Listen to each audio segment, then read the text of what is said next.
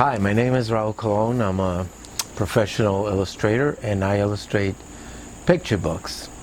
And I want to talk a little bit of why I am talking to you today.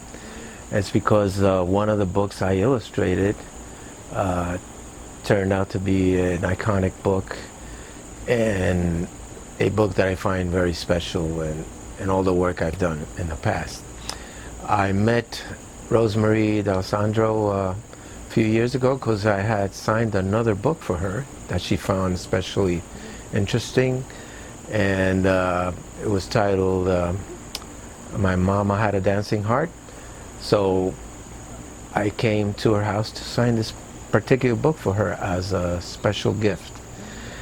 And after that I started working on a personal picture book that I was doing for Simon & Schuster, and lo and behold, because I met Rosemary and I saw the great work she was doing for Joan's Joy, I decided to dedicate this book to her.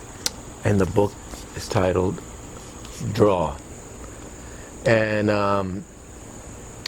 the book is a very personal book in a sense that I was one of the first times I decided to write a book about a little of my experience as an artist and as a child, how I got started basically and got into drawing.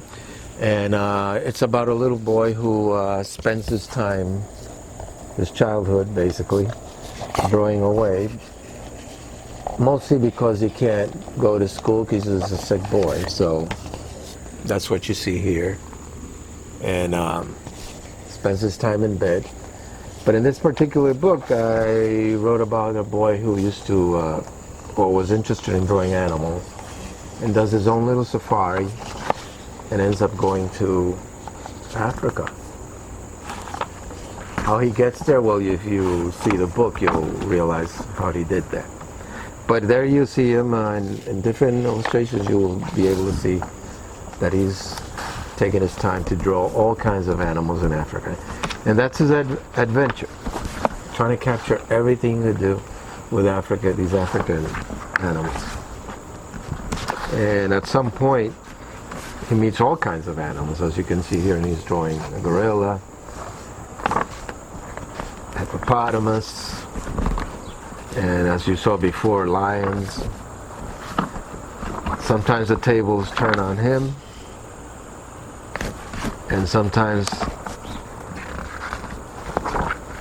his guests take the time to draw him.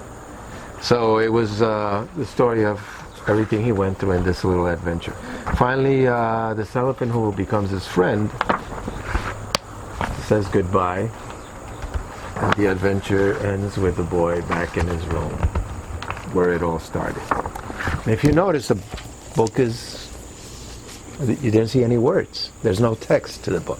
This is a wordless picture book, and that was the other interesting part of doing this special book, because in this case the illustrator and author, which is me, of course, is leaving the text and the story to you. The pictures will tell the story, but only the reader will figure out the story, and the reader usually figures out the story in his own way. He puts his own input into it, or she puts her own input into it, and uses her own imagination or his imagination to tell the story. Every time I visit schools, the children have their own way of telling the story, and that's the idea of a wordless picture book. Allows the reader to use his own imagination in telling the story. And that's why they're still published today. I've published a couple of those. But this one is very special because it's for Joan and in her memory. And I hope you all feel like I do about Joan's Joy and the safety of children, and give all your support to Joan's Joy. That's why I'm here today. Thank you.